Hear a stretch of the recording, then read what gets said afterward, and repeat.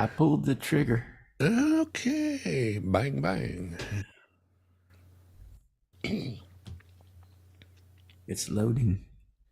It's loading. It's redirecting. Please stand by or lean against the wall. We don't care. We're flexible. We bend over backwards for you. Oh, I don't know about that. My back's too screwed up for that. And live from the Plutopia News Network, this is the Plutopia Happy Hour. We don't want to be rushing to conclusions, but Vlad the Invader is having a bad week. Oh, Yes, I know we appropriated their name for a crappy salad dressing, but the Russians are our subject tonight, among many. The unusual suspects are here. I'm Scoop Sweeney, and my unindicted co-conspirator is John Lebkowski. right on. Step into the spotlight and raise your hands over your head. Up. Okay. So So, what do they put in Russian salad dressing?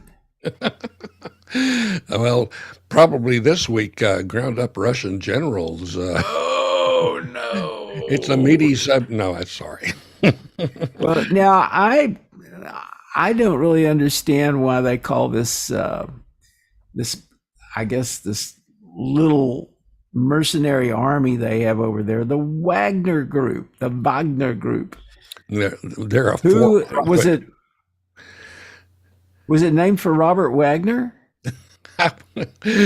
Not that I know of, but I like their motto: "Death is our business, and business is picking up," or something like that.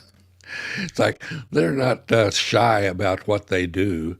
And the good thing that's happening is there's going to be a lot of open positions in the Kremlin because they released an investigator released a list of members of the hierarchy of the Wagner Group, and there were like 30 senior military officials that were considered members. So it's like, well, that sounds like a conflict of interest.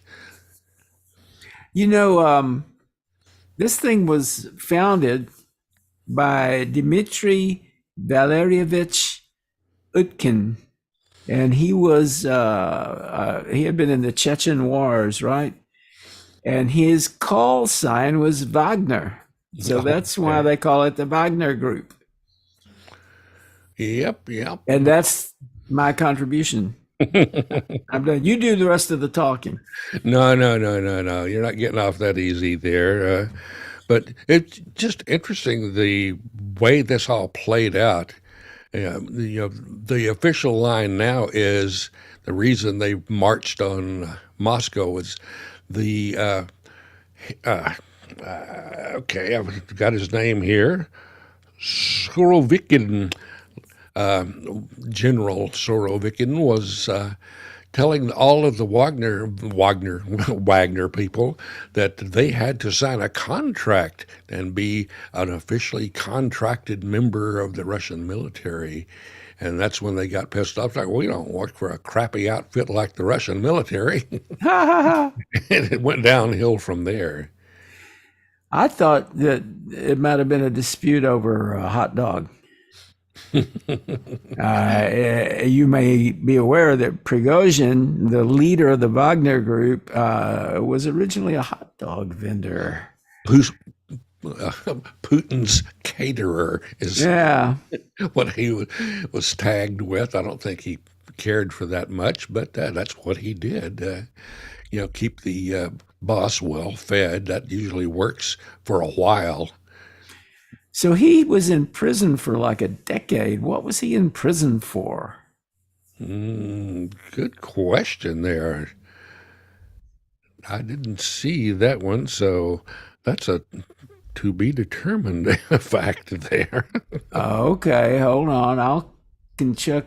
I'll consult the Junior Woodchuck's guidebook. Now I Oh, can't talk.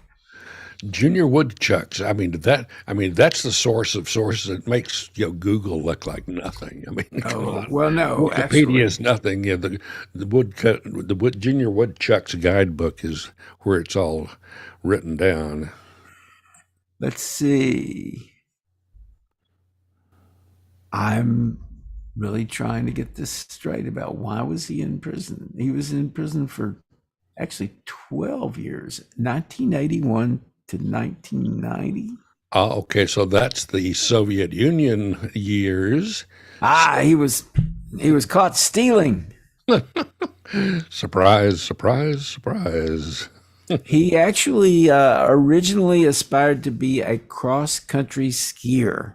Thought you were going to say cross-dressing skier. Anyway, don't pay Well, attention. I could be. That could be. He was caught stealing, given a suspended sentence when he was 18 years old, and then he was caught stealing again. So they sent him to prison for 12 years for robbery, fraud, and involving teenagers in crime. So he hadn't changed all that much. Now he's trying. He got caught trying to steal the government, and he had talked a bunch of young folk into becoming contract killers. So sounds And like he then, hadn't changed a whole lot. well, but when he was released from prison, he turned over a new leaf and started selling hot dogs Hot diggity dog. in an open air market in Leningrad. He was selling hot dogs. And then he was making tons of money selling hot dogs. So he started some other businesses, including a grocery store. And at some point, I think he had restaurants. He might have had casinos. I think he got involved in gambling at one point. So he's done a lot. I mean, this is a guy who's pretty accomplished and can make a mean hot dog. Sounds like he appropriated the old all-American success story thing and made it the all Russian success story. And he got along pretty well with Putin until he didn't. Yeah, just recently. Yeah, one of the things that he did is really helped out the Ukrainian defense, because one of the things his boys did is shoot down one of their ultra expensive, ultra high tech command and control aircraft. They would fly over Russian territory, but be able to direct the air war in Ukraine. And they shot down one of those along with a bunch of, rather expensive attack helicopters. So that, I have a feeling there's going to be a lot of open positions in the military after all of that. So, what do we think is happening with Putin over there? I think he got in, like a lot of his critics have said, he was in over his head and didn't realize it until it was too late. He decided he was going to, he got away with Crimea.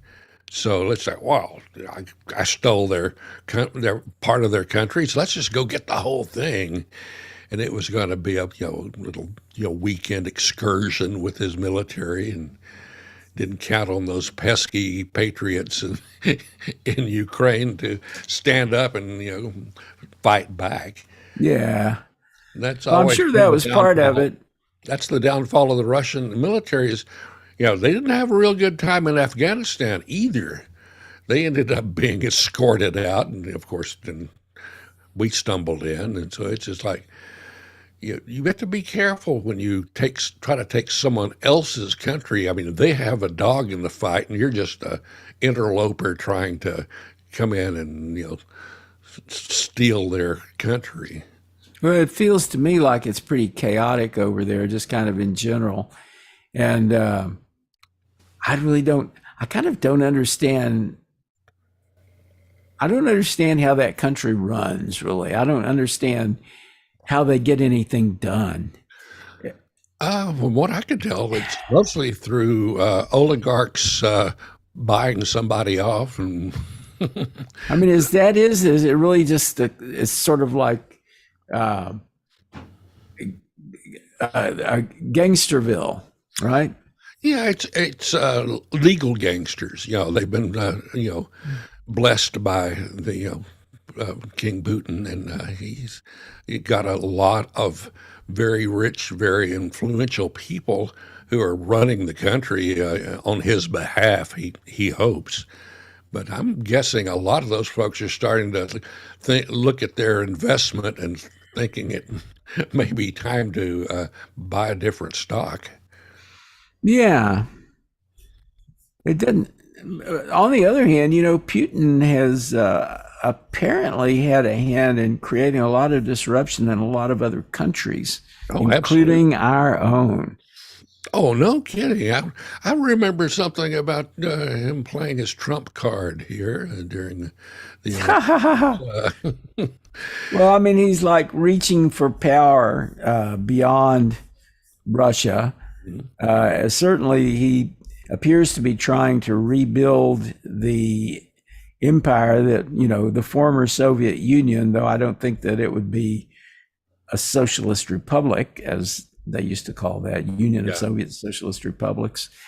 Um, but the invasion of Ukraine and the invasion of Crimea, those are all parts of an apparent attempt to pull the old Union back together.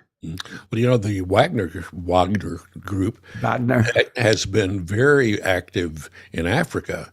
They're propping up a lot of different efforts that kind of smell of Putin. So, they had a lot of people in Syria, and there's I'm trying to remember the other countries.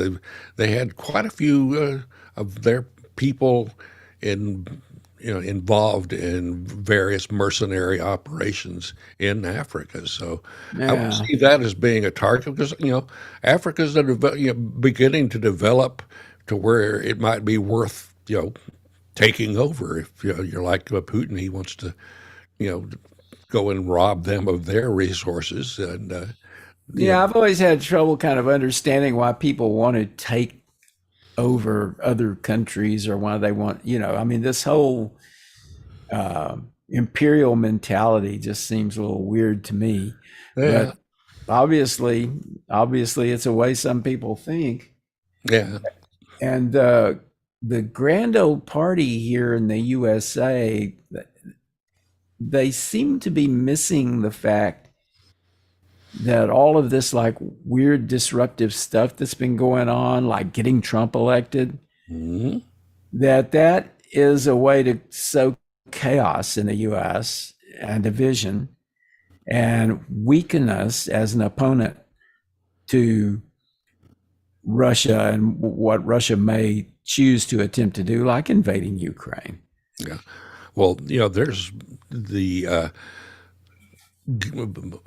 pretty much government sponsored hacker gangs in Russia have done a lot of damage to this country and its politics. And it's amazing that all of these great so-called patriots who used to just think Russia, that should be bombed into the Stone Age. Of course, that was back in the when they were all communist, and now that they're all Fascists. yeah, fascist. Yeah. Oh, well, fascism was very big in this country too, because so they're just good old boys now who want to take over, and just the whole thing with Trump and his possession of extremely sensitive, uh, you know, confidential, top secret documents that I, after all the involvement of Russia trying to prop him up, I kind of saw that as his hold card he was keeping in case he needed to get Putin to come and rescue him when the indictments come down. Yeah, I mean, there's several theories about this. There's the theory that Trump just wanted to look cool and that that's why he was holding those documents. I think that's bullshit, because knowing Trump, he was holding those things because he thought that he could sell them or leverage them in some way. He Oh yeah, wasn't holding those things just to look cool. He doesn't do things just to look cool. He's yeah. transactional to the max. He's an investor, and that was his investment. He got hold of some valuable stuff, and in his world, what do you do with the valuable stuff? You use it to get to trade for stuff that you want, and this is stuff that someone else might want. Yeah. So yeah, it's legal tender in his world, I guess. The level of greed and corruption in the air here is very troubling. Yeah, and the amount of GOP bigwigs who are really pro Putin, I mean, that's pretty amazing. The Republicans used to be, the all American party, and it's like, well, we're all American unless there's a fascist that can help us out, and we'll go and join with them as well. That's the kind of noises they've been making on Fox News for quite a while. Yeah, it's almost the 4th of July. It's This hard is to so be terrible. patriotic when you see those people, in the Supreme Court doing really insane things. They're Well, maybe it's time to be patriotic when you see that sort of thing happening. Yeah, that's true. That's true because they're certainly not looking out for the best interest of the nation. They're looking out for the best interest of a small number of well-heeled people. Well, I mean, to some extent, yeah. The decisions vary, and but so they make a lot of decisions we wouldn't agree with. Um, that's that's a problem. Some of it is that they're just interpreting things way differently, right? Uh, and that they're also possibly corrupt. Yeah, I'm just wondering if But Clarence. I'm really only sure that two of them are corrupt. I'm not sure. I I hate to believe that a majority of the justices on the Supreme Court are on the take. Yeah, Clarence Thomas. I would think he benefited from the equal opportunity movements back in the day, and now has decided it's bad for everyone that wasn't him.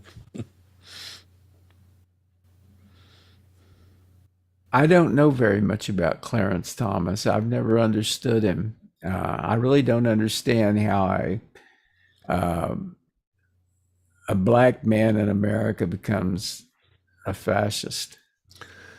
Yep, and I just got a post in my Facebook from a friend who is wearing her "Anita Hill is right" uh, button again. I think she changed it to "Anita Hill was right," and Yeah, you know, she tried to warn us that this guy is dangerous. But yeah, it's politics for you. yeah. Okay. Well, what else can we say about Russia? I still don't understand completely what's happening there right now. It's a bit of a mystery, and it's partly because the political maneuverings within Russia are fairly opaque, and it's hard to see inside um, and understand exactly what's going on. We don't know where Prigozhin is. There was another general who, Yeah, General Sorovikin, yeah, had one they called disappeared. General Armageddon, and Yeah, he disappeared. There's the word going around that he has been detained, and that can mean almost anything in Russia. It could mean they slapped him on the wrist and made him stay home, or they put him somewhere in Siberia with a pickaxe. well, they gave him a cyanide lollipop. They're that's the one risky thing with the Putin administration is people that objected to anything uh, tended to either be harmed physically or assassinated. The various poisonings that happened around uh, the time that I'm trying to remember the name of the guy that got poisoned in England, and it's happened to a number of rather uh, outspoken folk that said the wrong thing about him, and all of a sudden they're strike they strike them dead, or they send them off to never be heard from again. They give him Novichok, which Ah, is a nerve agent that puts him down. He poisoned Alexei Navalny. mhm. Though Navalny's still alive, but in prison.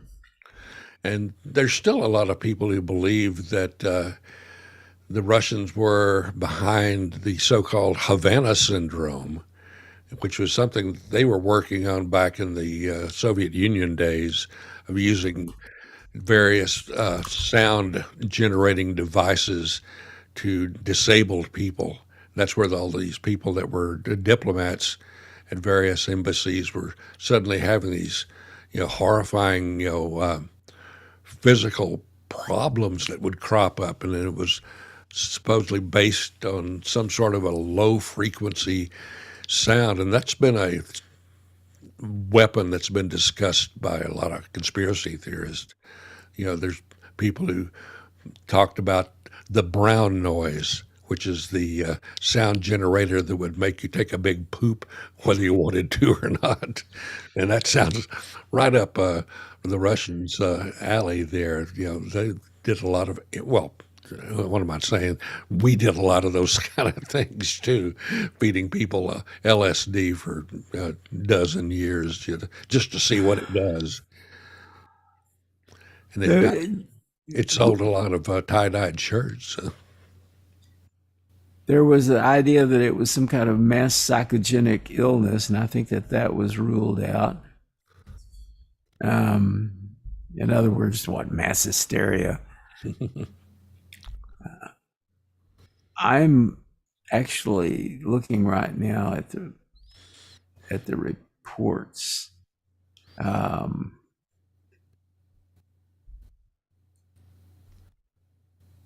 The intelligence community assessment released today by ODNI reflects more than 2 years of rigorous, painstaking collection, investigative work, and analysis by IC agencies, including the CIA. We applied the, let's see, but what does it say? The finding undercuts a years-long narrative propped up by more than 1,000 reports from government employees that a foreign adversary used pulsed electromagnetic energy waves to sicken Americans. So I guess they're saying it was not pulsed electromagnetic energy waves. Oh, okay. Well, what was it?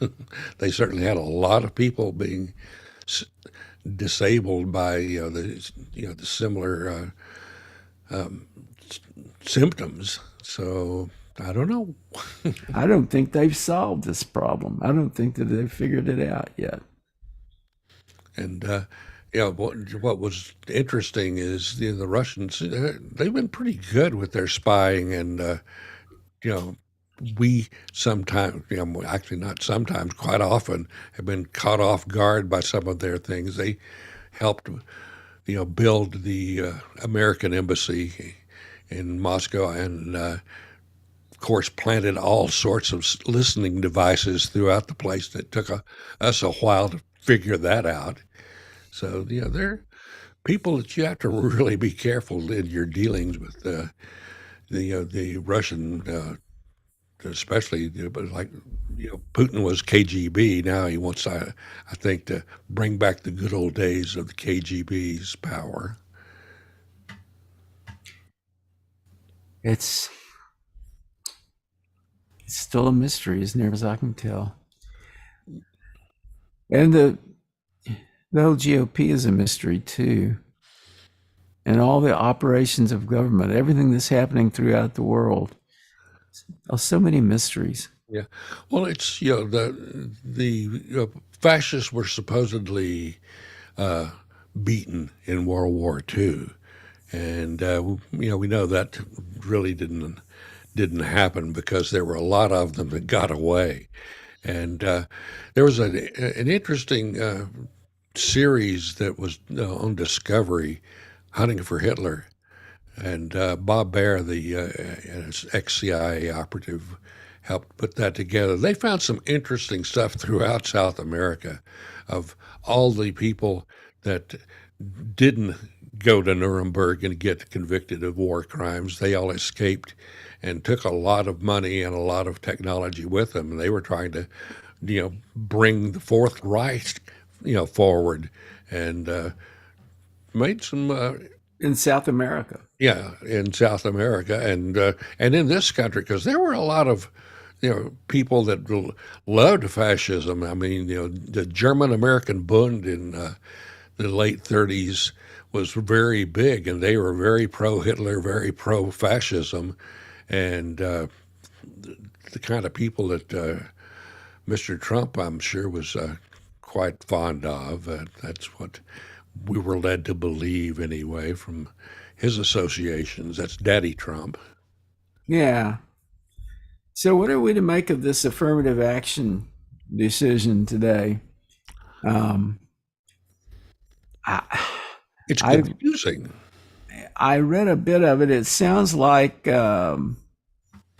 they're suggesting that the affirmative action programs themselves were racist, and Yeah, that it was keeping privileged white people down. yeah, we don't want those privileged white people to be less privileged. I mean, that's just horrifying. And and I don't understand.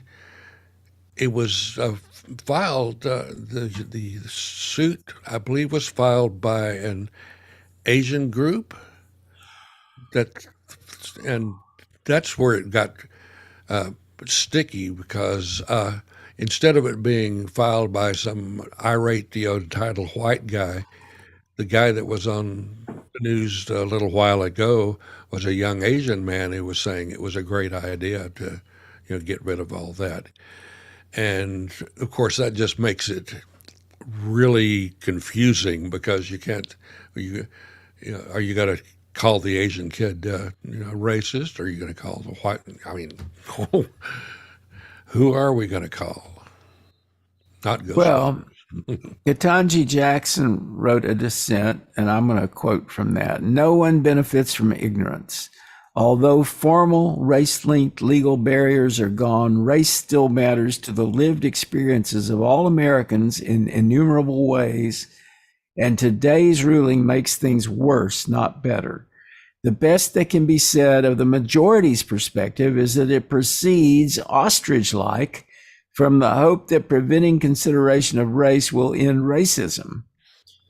But if that is its motivation, the majority proceeds in vain. That thing about preventing consideration of race will end racism. It's like this, for instance, in Florida, all the efforts to shut down any discussion of race or racial discrimination with the idea that that'll make the problem go away. If we ignore the fact that it existed historically, if we ignore the fact that there has been systemic racism, then there will be no systemic racism. Yeah, if you make all those, if you stop making all those poor little entitled white kids nervous when you talk about the racial history of the country, it's like, well, you don't want to tell them about that. That'll depress them and make them think there's something wrong with white people. It's like that's not the whole idea. The idea is to tell the truth about what's gone on in this country and try to not do those things again. But if you don't know that those things were ever even done, how are you going to improve the race relations? All we hear from Fox News is the great replacement theory. It's like, oh, good God, people.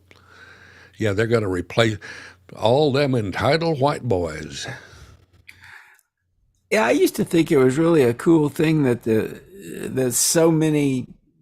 U.S. had so many sources of its population, that there was people who had come from everywhere, and that whole melting pot thing that we were taught when we were in school. Exactly. The idea that you brought a lot of races together and a lot of nationalities together, and that they all became Americans. Mm-hmm. And they became Americans while at the same time preserving some of their culture as well. You became an American, and you also continued to honor your roots in wherever you came from, Africa or Italy or I don't know, Sicily. Yeah, and that situation is good. It's good to be teaching that, but not just saying. And all these people were perfect. No, there were no bad people. They were all just good Americans. They didn't discriminate or lynch people because of the color of their skin or their politics or whatever. It's like, you have to have the ugly stuff taught as well as the good stuff, because otherwise you just are proceeding on in ignorance, and that doesn't help you end the bad stuff that this country has been responsible for. Well, it's interesting. Did you ever, in any class in school, at any level, elementary, uh, junior high, high school, college, did anyone ever teach you anything about the Tulsa Race Massacre?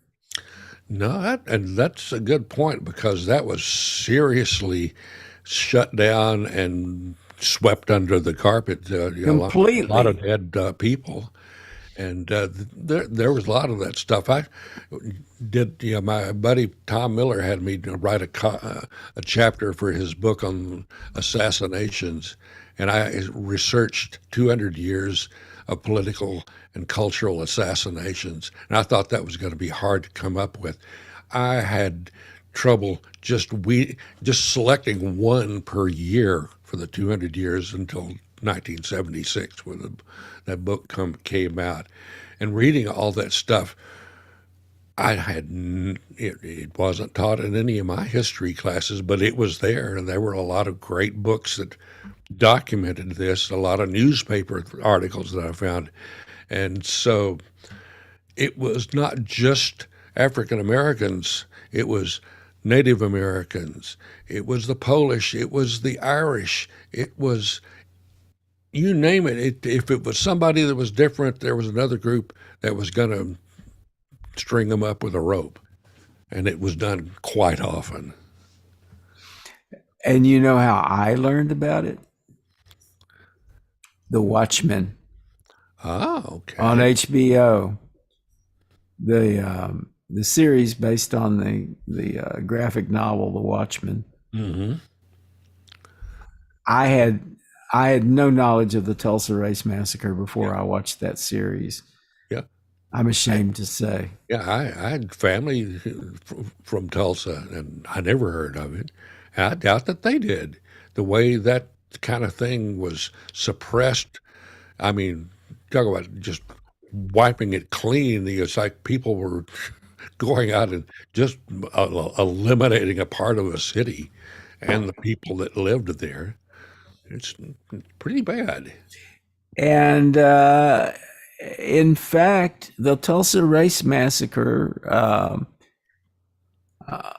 was a very real thing. It was a terrible thing. It was totally suppressed, information about it. And suppression of that information did not end racism. Nope, it just ended a story that, if it had been widely shared, might have caused us less racism. But in that period, racism was you know, one of the national, pastimes. Basically, it wasn't baseball; it was, racial discrimination. I encountered that, just growing up in the South. Seeing white citizen committees, opening their own private clubs. I talked about how my dad stopped in Louisiana when we were kids, and we were going to visit relatives in Florida, and he couldn't find a restaurant. And there was a white citizens council private club that said, you know, white people can eat here. And so he went and asked, says, "Oh yeah, come on in." And I was astounded. I'd never heard of such a thing.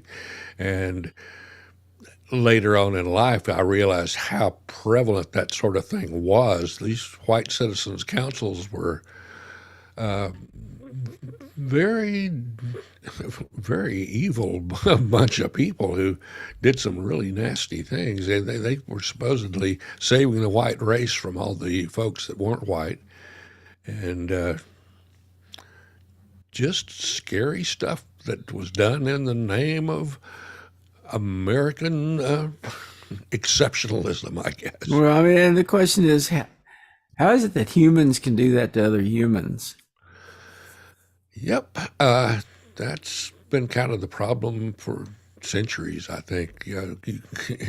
I, I'm a big, fan of history. I love to read history, and European history was filled with similar things. I mean, if you were in the wrong religion and you were in Spain, you didn't expect the Spanish Inquisition, but it expected you. It wasn't just a Monty Python skit, it was a real thing.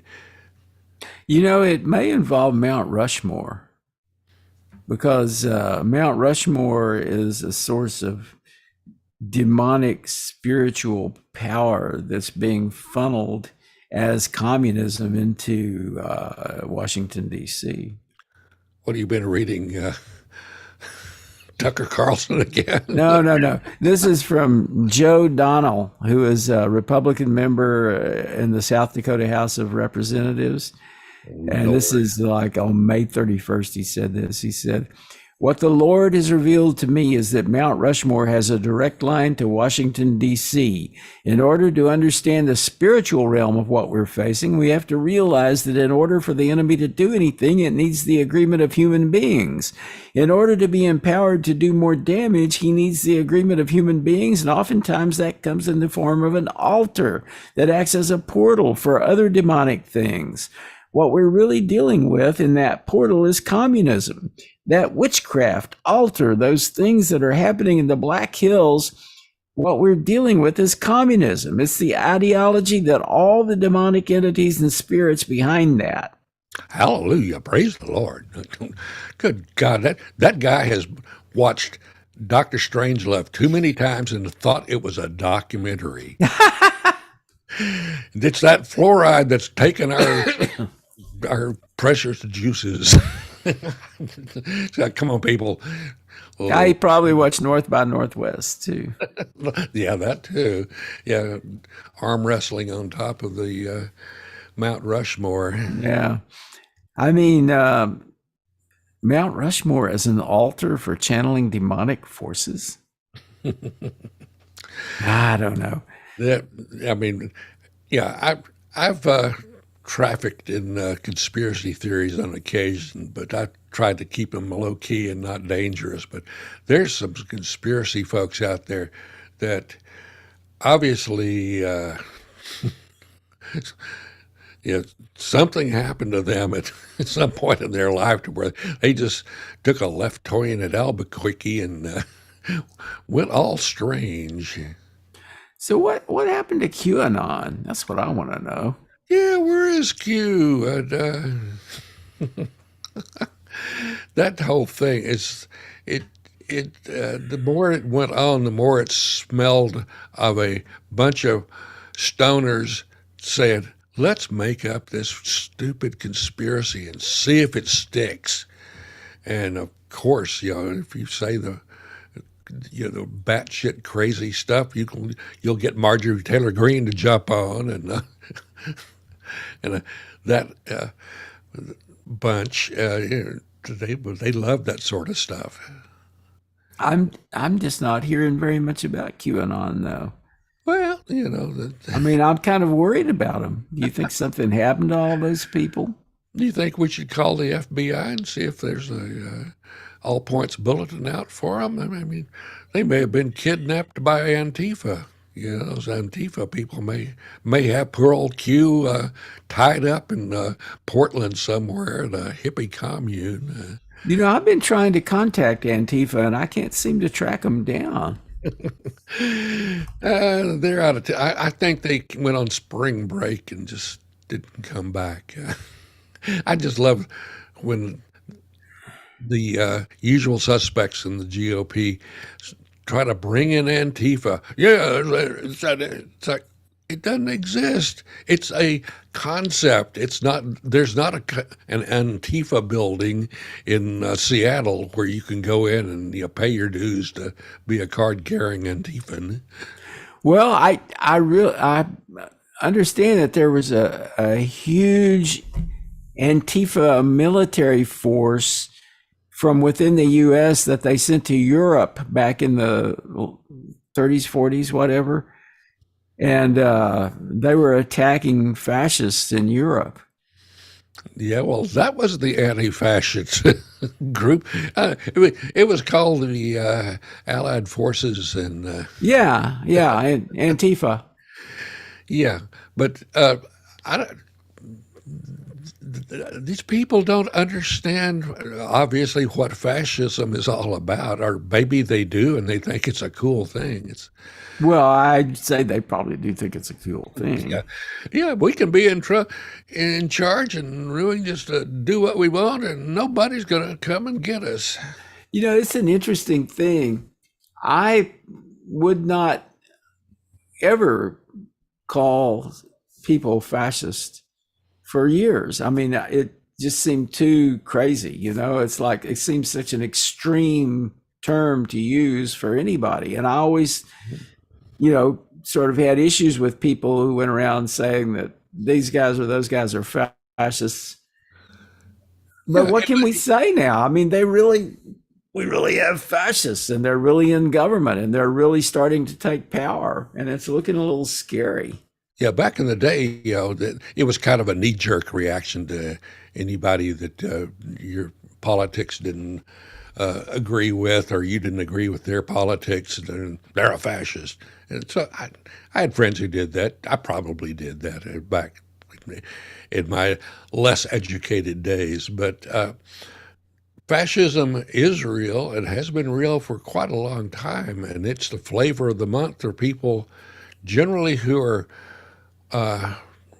wealthy and politically connected and don't want anyone else to have that same benefit of wealth or political power. It's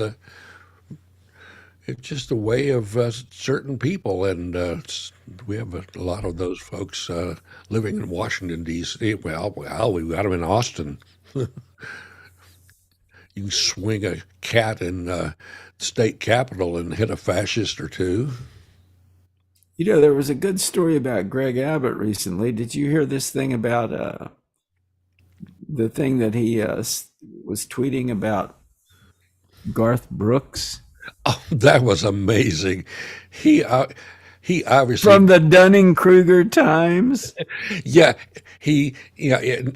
that I went to the page and they say right up front, it's a satire. We make it up. It's not true, and he didn't even bother to find out that there was no town like that. There was. And Garth Brooks was in Nashville opening his new bar. He was, offended, but also kind of amused at the stupidity of it all. The Dunning-Kruger Times. Yeah, and the governor is. Uh, it's not the first time that he's done that sort of thing. It's like that whole crew, him and Patrick and Paxton, all of them just love to throw red meat out there to the troops, no matter whether it's real or not. It's like, oh, it sounds good. Let's tweet that. Tweet that and say, go woke, go broke. Oh, woke me to death, people. I'm looking up Hamberston, Texas right now. It doesn't exist from what I hear. I'm looking at, there's a Texas Monthly article that says great moments from the Texas Country Jamboree in Hamberston throughout its 123 years. It's a story about this Abbott thing. Yeah, they love piling onto those kind of stories there. That'll make the blooper reel for sure. But the political situation lately has just been insane. Fighting between the Senate and the House and the governor, and and the Democrats are just like, well, let's just see how many of them they kill off of their own people. It's just amazing. Patrick is just He really wants to be our next Führer, I think. Well, as I said earlier, it's almost the 4th of July. Yep, yep, yep. And I don't know quite what to make of it. I still feel pretty patriotic myself. Yeah, well, yeah, I just see a lot of things around that make me proud to be in this country. Yeah, as long as I also keep my eye out for the those other folk. But yeah, I was reading something the other day about my mom's people, the Choctaw Nation. They adopt back during the potato famine in Ireland. They said the Choctaw Nation gathered up the money, and there wasn't a lot to be had. And they sent $128 to a town or to a county in Ireland during the potato famine, and the entire town was just amazed. This Native American tribe sending them $128, and back in that time, that was a lot of money. And since then, they've been like the Sister City thing. They the entire the Choctaw Nation has a history of a lot of involvement with the Irish. I mean, I'm a product of that.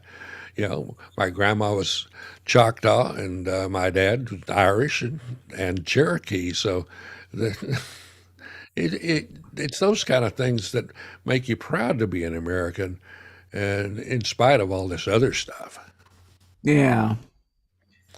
because they were Well, Americans too. and there's always fireworks. Oh, good. Actually, the Declaration of Independence was not signed on July the 4th, as people had thought. Um, I think it was signed on, what was it, August something, sometime in August. But for some time they thought July 4th was the day. Anyway, that was where it came from. Independence Day was supposed to be the day that the Declaration of Independence was signed. Yeah, our holidays are always kind of uh, It was manufactured. adopted. It was adopted on July 4th. That's what it was. Yeah, it's like Christmas. Christmas didn't really happen in December 25th, or the it, December 25th is more of a pagan holiday. So we've got all sorts of good stuff. And Hallmark invented a lot of our holidays, Father's Day, Mother's Day. I'd never really heard of those when I was a kid until they started selling a lot of greeting cards. I actually have it straight now. Okay. So it was adopted on July 4th of 1776, but they didn't actually sign it until a month or so later on August 2nd. So it was adopted on July 4th. That was the day that the Declaration of Independence of Well, Independence there was a lot of got the people. vote. They had a lot of people that they had to get on there, and I imagine it was uh, hard to get all of those people in one place at the same time. They probably I'm had sure you're to right. shuffle the document around. Let's go to Boston and get those Boston folks decided, and go somewhere else. But that's kind of how business was done in those days. It wasn't, there was no FedEx or UPS to send stuff around, and they definitely didn't have a fax machine. So things happened at a slow pace. So I wonder why we have fireworks on the 4th of July. The rocket's red glare, I think, is Is that it? that's what I was told. But yeah, people, hell, in Texas, any celebration, any holiday, you can count on fireworks. Mostly gunfire in my part of the world. I think they used to have like gunfire, like 13 gun salutes, Mm, you know. yeah, And they did parades, and I guess fireworks have been part of it for as long as it's been around. yeah. When I was living in the Bay Area, I had my studio in the basement of our house in East Oakland, and on One year on New Year's Eve, I took my microphones and put them out in the front of the house, pointing out, and Clarissa and I got down to the studio and hunkered down because we knew what was coming. Because on New Year's Eve in Oakland, it sounded like Beirut at the height of the war. You would, I have this tape somewhere that I play occasionally on New Year's Eve as just a goof, but it definitely sounded like there was a war going on. You hear AK-47s, hear shotguns, you hear stuff that sound like dynamite going off, and that happened every year. And when I sold that house, we had the roof replaced, and the roofer came down with a handful of lead that he had dug out of our roof. He said there were bullet holes all over the place, and it was common in all the houses in Oakland. It's like you couldn't have a house without having a couple of good bullet holes. So that was the rocket's red glare there, the firearms red glare. I'm trying to find something here that I wanted to share with you, but it's taking a minute to load. What, you getting loaded again on I'm company getting loaded time? again. Okay, that's okay. I've got my wine. That's all right. Let's see. How can I? Hold on a minute. Let's see. And for those of you who are foolish enough to be listening to this is how the news actually gets created in the news world. It's not all super scripted to begin with. It's guys like us going, okay, well, let's say this. And then you do a lot of clicking and pointing and finding the facts. We're making it up as we go. Okay, now let's see here. Okay. Um, Canary in a coal mine. let's see. Well, I can't seem to. Double click to enter full screen mode. What does it say? It said double click to enter full screen mode. Hold on a minute. Let's see. Where am I? There it is. Okay. Okay, let's see here. Share away. I will attempt to share it. This was shared on Twitter, as you see. Let's see. Now, do you see full screen mode? Yeah, there you go. Okay. There you go. Okay.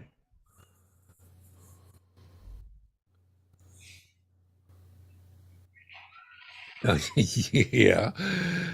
That's the rocket's red glare there. I'm not sharing the audio, but watch this. Good Lord. That makes you think America. Kooky. Made a lot of noise, that one did. Yeah, there's a lot of insurance agents running for cover there. Really? Oh my God. Good. I have no idea where that came from or where that occurred or whatever. Well, a couple of my buddies and I, when we were growing up, or failing to grow up in Big Spring, our mutual hometown, Yeah. there was a place out by Cosden Lake, is a overlook that had a big drop down, and for some reason we decided we were going to do our rocket's red glare. Only we got 5-gallon glass bottles of gasoline and made giant Molotov cocktails, which we pushed off the cliff and made an amazing fireball. And that was our contribution to the rocket's red glare. Oh my Lord. We're lucky we didn't die because that was so dangerous on so many levels. And it's like, oh, this looked like fun. Let's do this. That's why a lot of people like me didn't last very long. Do you remember cherry bombs? Oh, remember them. I almost lost. Cherry bombs and hammerheads. I used, almost lost a toe to a cherry bomb. Yes, my parents are lucky that I survived. I tended to get involved with folks that said, "Hey, let's try this." Oh, okay, sure. I think cherry bombs were kind of waterproof. You could flush them down a toilet and they would explode in the toilet. Oh, yeah. They would blow the toilet to kingdom come. There's a classic spy movie called Red, and it's about retired old CIA operatives, and one of their deals is to go to the Iranian embassy. I think it's in Red too, and they drop, you know, basically cherry bombs down the toilet, and it blows sky high and floods shit all over the embassy. And I also am a fan of the show Mythbusters, and they busted that myth. They proved that that was highly unlikely in a modern toilet situation, but it looked good in a movie. What do you think about Yankee Doodle? Yankee Doodle? Yeah. Yankee Doodle was a song that the British military guys would sing to mock the so-called Yankees. The Yankees and their doodle? Okay. Yeah, Yankee Doodle. Yeah, well, that's It was their stereotype of the American soldier as a Yankee simpleton who thought he was stylish if he simply stuck a feather in his cap. And called it macaroni. I never figured that one. I got the feather in the cap, but the macaroni part kind of eluded me. Of course, there's various versions of that song that have survived that have been bastardized and turned into dirty songs. So I don't know. And then there's the Yankee Doodle Dandy. Yankee You remember Yankee Doodle Dandy? I try not to. Now, that was that James Cagney film about George M. Cohan. Yeah, that was a blood boiler there. It was pretty good. Mm-hmm. I was a fan of James Cagney. Yeah, he was a good actor. He could sing too. Yeah, somebody kind posted of a picture of him playing guitar on Facebook the other day, which was interesting. Apparently, he jammed on his guitar between takes. Was he a member of like Metallica? No, I think he was more of a Lone Ranger kind of guy. So, what are you going to do on the 4th of July, Scoop? Hide. I'm in Bastrop County, and I was talking about the people shooting it up, and they do that out here. So usually me and Clarissa, we put on our flak jackets and head to the bunker until all the fireworks are down. There's a redneck compound a couple of miles away, and you know when it's getting close to celebration time when you start hearing all the automatic weapons fire coming from there. Oh my Lord! So yeah, well, I will just put in a nice supply of Cabernet and some good food and bulletproof vest for everything. And watch out for the Jade Helm boys. I just wonder if this 4th of July will allow people to put aside their divisions and their partisan concerns and embrace each other. Democrats embracing Republicans, Republicans embracing Democrats. Dogs laying down with cats. Living together. I would expect the dogs to lay down with cats before we have Democrats and Republicans. Well, it depends on the relationship, but it would be nice. It would be nice if we could just get along. Rodney King said it. Can't we all just get along? Well, by next week, this time, when we meet here again, 4th of July will be past. Well, there you go. And we will know. we will know whether America turned over a new leaf. Well, maybe I'll string a couple of mics out of the studio here and see what kind of fireworks I can record. Well, Add that to my collection. I just advocate to all of you out there who are listening to us, both of you, that you take some time to be kind to your enemy on the 4th of July. Be kind, rewind. Have civil discussion. All right. Well, that's it. We're out of time. Thanks, John. It was fun. Thank you. Babbling in our Babble Fest. Mangling the news. Yes, indeed. All right. Well, off we go. I'll see you soon.